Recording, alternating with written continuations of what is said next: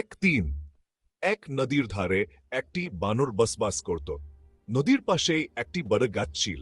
সেই গাছে বানরটি তার প্রতিদিনের জীবন কাটাত। গাছটি ফলের জন্য বিখ্যাত ছিল, বিশেষ করে মিষ্টি পাকা পেয়ারা।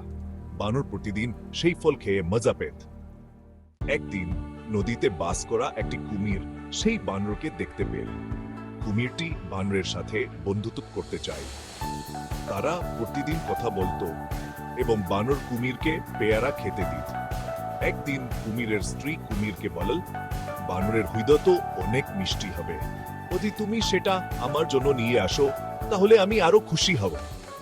কুমির দিয়ে হালছে। কুমির প্রথমে দিবায় পারল, কিন্তু পরে স্ত্রীর কথা অন্ত সে বানরের হৃদয় আনার পরিকল্পনা করল। কুমির বানরকে বলল, চল তুমি আমার সাথে নদীর ওপারে আও, আমি তোমাকে আমার বাড়ি ঘুরিয়ে দেখাব।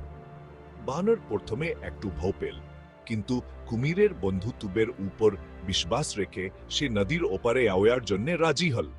কুমির বানরকে নিয়ে নদীর মাঝখানে পৌঁছালে বানরকে বলল, তোমার হৃদয় আমার স্ত্রীর জন্য দরকার, আমি সেটাই নিয়ে আসছি। বানর তখন খুব বুদ্ধি করে বলল, আরে বন্ধু, তুমি তো আমাকে আগেই বলতে পারতে, আমি তো আমার হৃদয় গাছের উপর রেখে এসেছি, আমাকে ফিরে গাছের কাছে নিয়ে আও, আমি সেটা এনে দিই। কুমির তার কথায়ও বিশ্বাস করে বানরকে আবার গাছের কাছে ফিরিয়ে আনল।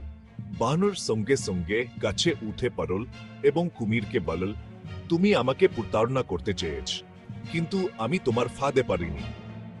এখন তুমি চলে আও, আর কখনো আমাকে এভাবে ধোঁকা দেওয়ার চেষ্টা করো না।